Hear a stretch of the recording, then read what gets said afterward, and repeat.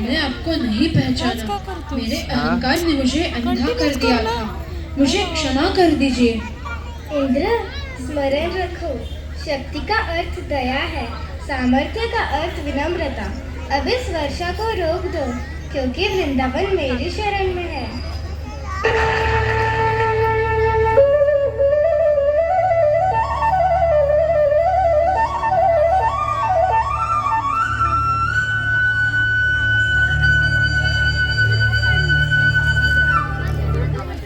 सब लोग खुशी के मारे झूम उठे, अपने लाडले कृष्ण को 56 भोग बनाए। यह 56 भोग क्यों? क्योंकि कृष्ण ने 7 दिन तक पर्वत उठाए रखा और हर दिन के 8 प्रहर, यानी 7 दिन के 8 प्रहर मतलब 56 भोग। गोवर्धन धारी कन्हैया की जय, बोलो कृष्ण कन्हैया की जय। इस तरह कृष्ण की लीलाओं की खबर चारों तरफ फैल गई। कंस के दरबार में भी इस दिव्य बालक की खबर पहुंच गई। अब कंस ने ठान लिया, वह कान्हा को मथुरा बुलाकर ही रहेगा। अब कंस ने अपनी आखिरी चाल चली। आता तुला कधी करायचं म्हणलं नाही करायचं। कृष्ण जानते थे यह जाल है, लेकिन वे तैयार थे। आखिरकार यही उनके जन्म का उद्देश्य था, कंस का अंत करना। ये मैं क्या सुन रही हूँ? मेरा लल्ला मथुरा जाने वाला है। मुझे ये बिल्कुल उचित नहीं लग रहा। कन्हैया, तुम्हें सच में मथुरा जाना है? हाँ माँ, यह जरूरी है। कंस का अत्याचार खत्म करना होगा। लेकिन बेटा, कंस बहुत क्रूर है। उसने बुलाया है, मतलब वो तुम्हें। बाबा, मैया, आप इतनी चिंता क्यों कर रहे हैं? तनिक सोचो, तुम्हारा कान्हा कालिया नाग को परास्त कर सकता है।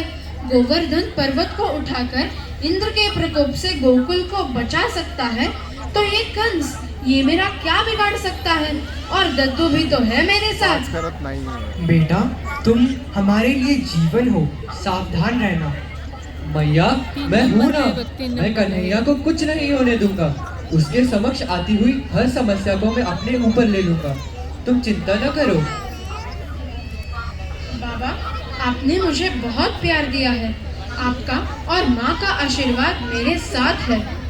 मेरा मन तो नहीं मान रहा है। नहीं लल्ला, मैं कैसे तुम्हें उस क्रूर कंस के पास भेजूं?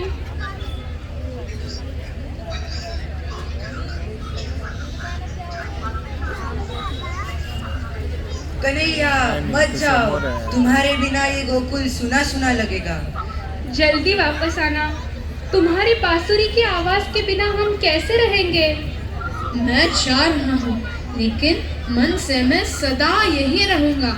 मैं जल्दी लौटूंगा। मेरा दिल हमेशा गोकुल में ही रहेगा।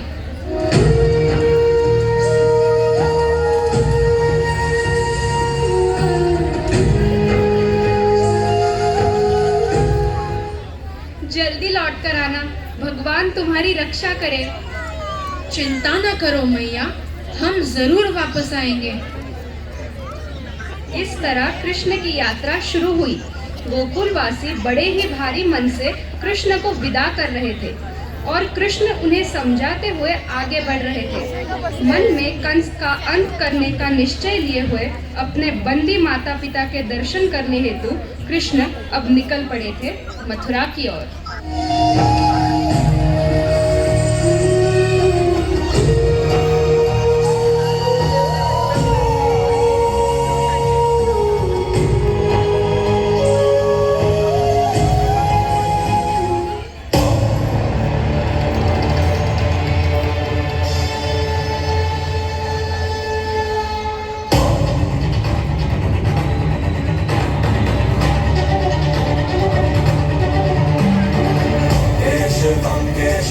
केशवं कृष्ण दामोदरं केशवं केशवं केशवं केशवं केशवं मथुराचले केशवं केशवं केशवं केशवं केशवं मथुराचले केशवं केशवं।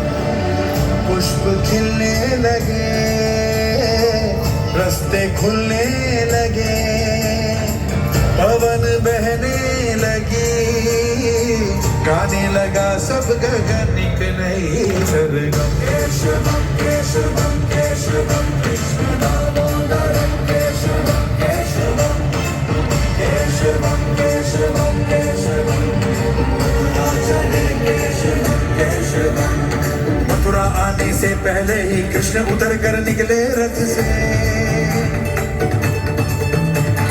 जिस पर चलते मथुरावासी उनको जाना था उस पथ से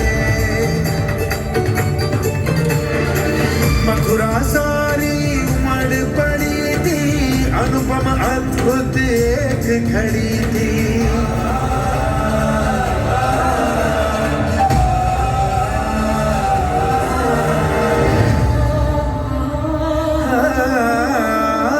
सबसे पहले दौड़ दौड़ कर कुब्जा पुष्प चढ़ाने आई जय श्री कृष्णा कहते कहते अश्रुधार भी बहती आई केशवम केशवम केशवम कृष्ण दामोदरम केशवम केशवम केशवम केशवम केशवम कृष्ण दामोदरम केशवम केशवम हुई कृष्ण की जय जयकार कृष्ण प्रेम की थी रसधार केशवम केशवम केशवम कृष्ण दामोदरम केशवम केशवम केशवम केशवम केशवम मथुरा चले केशवम केशवम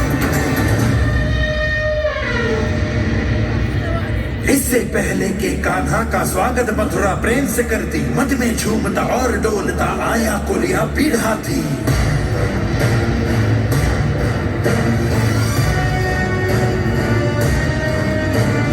डगमग डगमग डगमग डगमग मस्त शाह डगमग मस्त मद मस्त सब कुचल कुचल सब हुए मस्त सब कुचल कुचल सब हुए मस्त डगमग डगमग डगमग डगमग मद मस्त ये हाथी था चाल कंस की कान्हा को कुचलने आया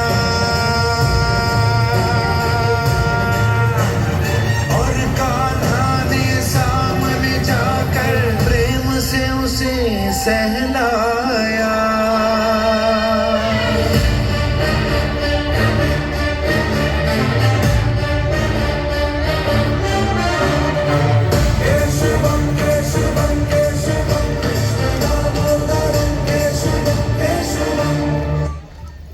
कृष्ण की वीरता के किस्से कंस तक पहुंच रहे थे। कैसे उसने मदमस्त हाथी को वश किया, कैसे कुब्जा को